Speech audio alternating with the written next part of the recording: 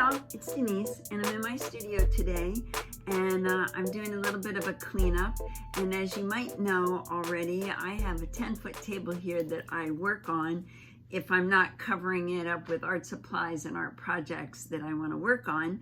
So in order to get my table cleaned up, I'm going to tackle a couple of those projects. The first one up is some art cards that I'd like to get made from some pieces of watercolor paper that I use to scribble on, make marks on, try out paint colors on, and eventually those will turn into a card, a set of cards that I like to have to give as a gift with purchase if somebody buys a piece of art, or just to send as a thank you to friends and family. And you may have already received some of those from me. So it's a good little practice to have, and always a great thing to have on hand, especially with the holidays right around the corner. So I'm going to share that with you. I hope you enjoy it, and it's kind of relaxing just to sit and watch, and it's kind of relaxing just to sit and make the cards. So I hope you do that, and I hope you enjoy it as much as I do. And with that being said, here you go. And one of the things I've had stacked on my table is cards. I do like to have cards, ready-made cards, for when I sell a piece of art. I can add those in as a gift with purchase.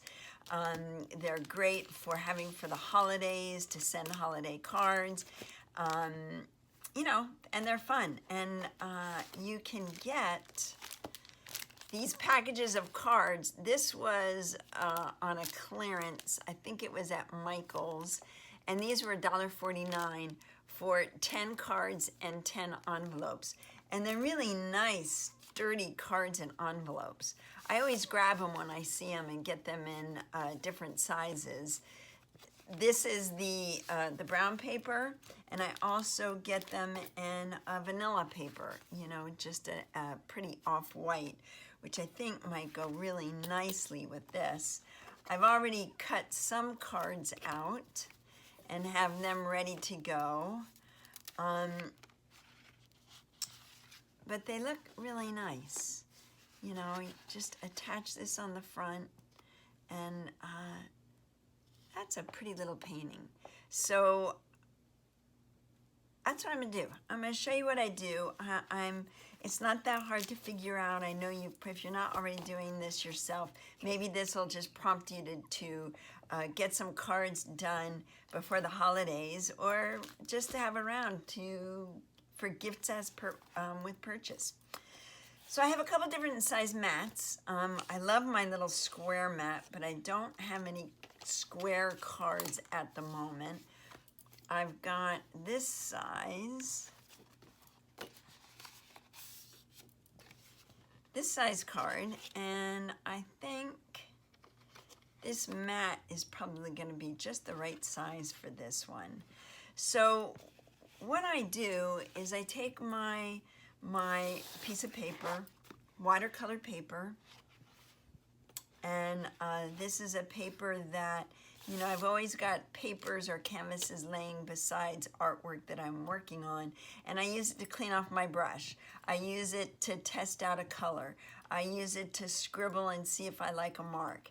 And then I keep going over it and over it until, you know, it lays around and it starts to look interesting to me, and then I'll go in with paint and paint around things to see what I can come up with. So on this one, then you start to take your mat around the page and see what you can find. Like, that's a fun little painting. I try to do it in a way that I'm going to get the most for my for the pieces, you know, get the most out of this piece of paper. I kind of like that. I like that even more with the edge. Let's see. Don't like it so much with the edge showing over there, but I like this little bit of red popping up. So I will take one of my pencils and I just do kind of the corners. I don't want to put a bunch of lines on here until I'm completely sure of what I'm wanting to do. So that's marked out pretty well. Oh, that's a pretty cool little painting right there as well. You almost can't go wrong. But the whole reason for going back and painting around shapes is to leave some things that are interesting, that that you'll be able to use. Now let's see, I love that. If I were to go over here and do this, that's really not bad. I like that little guy peeking out there. Might not be enough. And if it's not enough, there, you can always go back and, you know, add to your piece if you want to do that. Let's see, where was I? Let's move around. I love that, but not right in the middle. I like it with this little bit of a circle up here. So I'm going to try to focus on things that I like and not worry so much about saving the salvage, of making sure I get every piece, everything out of here, the exact size to I think you know what I'm trying to say. I'll have salvage pieces left, but I can still use those. I can use those for something else.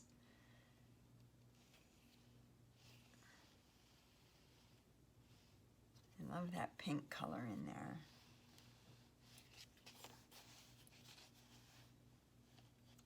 But I do like this too. This might be a little too in the middle, but it looks kind of nice right there. So I'm going to do that one.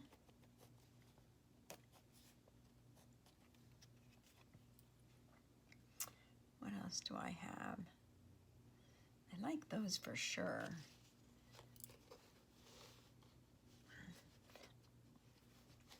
And as you can see, I personally like them to be a little askew. Now that one works pretty well, right off the corner. I love the colors in that.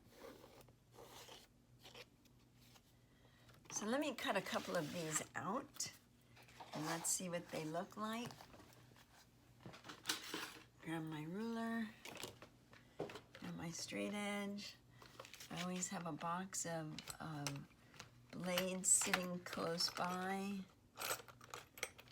And make sure I can find a nice sharp one. I don't think that's a sharp one. We'll go with this.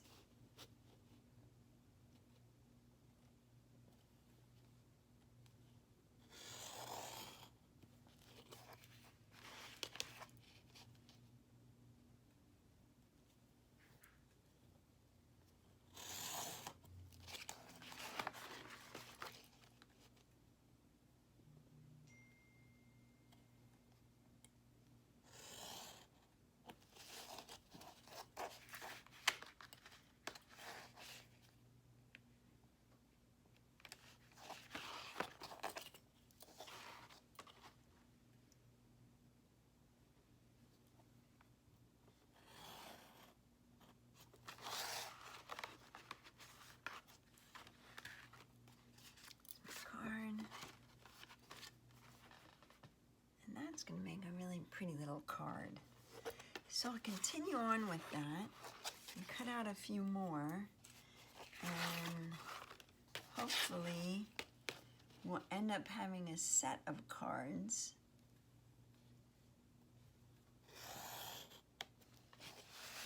that I can either give as a gift,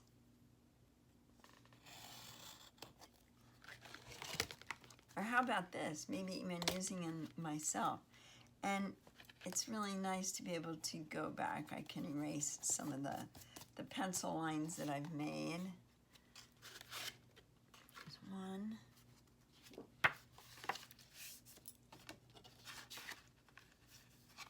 I really like that one.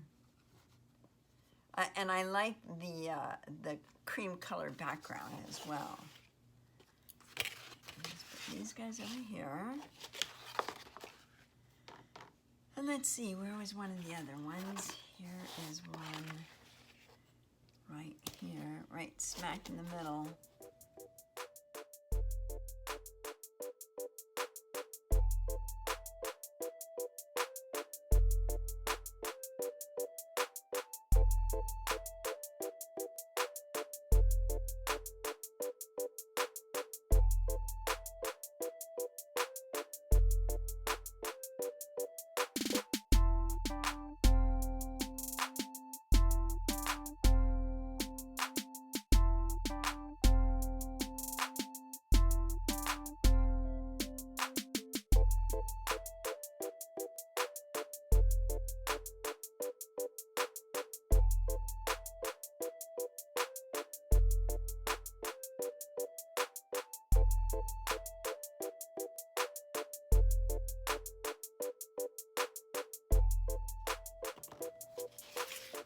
Okay, so now I've got a set of 6 cards.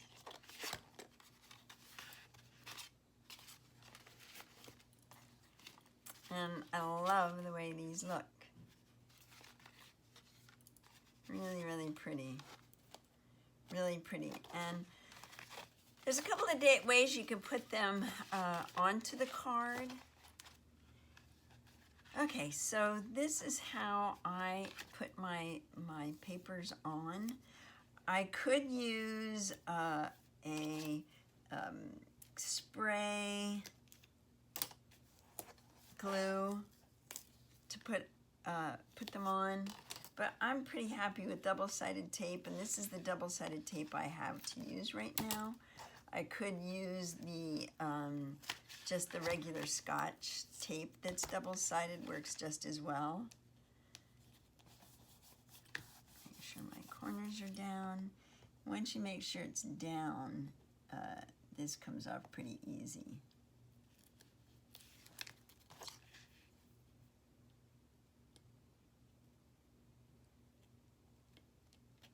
As I say that, it won't come off easy.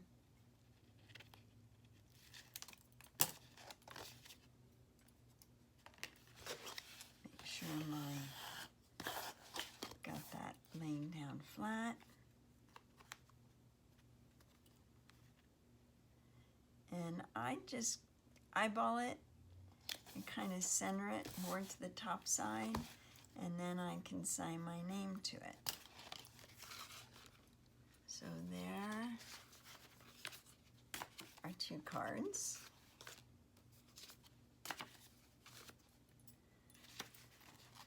And then I just continue on with that little assembly line. Piece of paper, pretty simple, pretty easy, and then you end up with a nice little set of cards.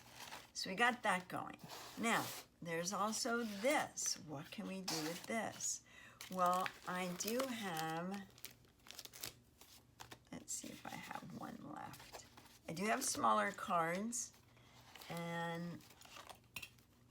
I have a set going here from one of my other pages.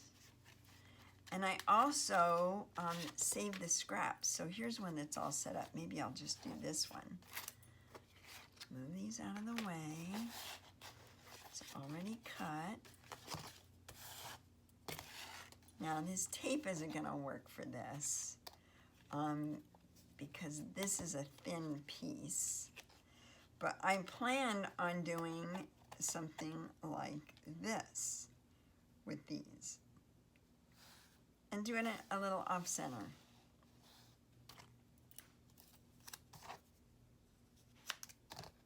Let's see if I can make that happen.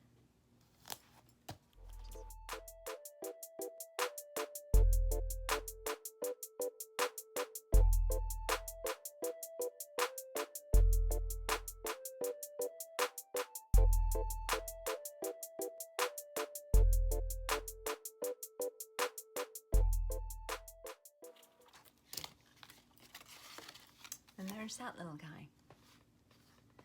So, your scraps you can cut up, and these I have all set up. to be able to do that on each one, and by using my scrap pieces. So don't throw this away, because there's still a lot of cards to be made out of this. So now that I've created another little mess on my clean table, I'm going to go ahead and get the rest of these cards ready. And out of those 2 sheets of 11 by 14 watercolor paper, I was able to use it up and make all these cards, and this is all that I had left, the scraps, and I could even use these. Let me see, I've got 6, 12, 13, 14, 15, 16, 17, I got 20 cards. Some of them are just one piece of the paper, but I have a whole set that goes together really nicely because they all came from the same sheet of paper. Love that. Now, I could continue on with these. If you do this, you know, you could doll them up, you could add more to them. You could add washi tape, you could add more marks, but I just like the plain, simple piece of art. And these are some that I made out of scraps. I didn't have them to fit this exact card size, so I just piece them together and make a set of cards from that. Here are the square cards. I love the square cards. Those are really sweet little pieces of art to share with somebody. And then over here in this stack, I think this whole stack was scrap. This was my scrap cards. And I could play around with those and make little collages with them, with just the different scraps from the pieces of paper. And they have a nice sheen to them as well. So, like I said, I could do more to doll these up, but I feel like less is best, and it's a nice little art card. And if you want to take it a step further, you can get the little cellophane envelopes. And what I do is I slip the card in. I take one of my cards, one of my business cards, put that in the back, and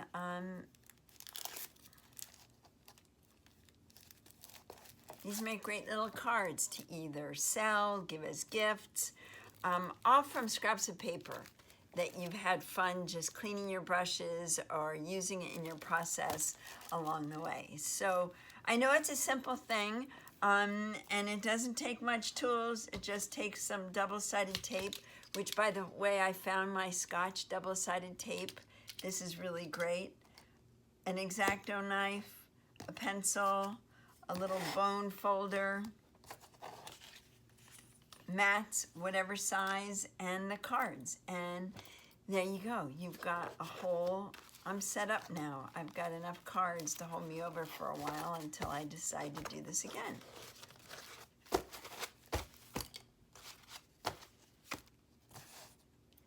So thanks for watching, and I hope you get a chance to try it and do it. You'll be glad you did.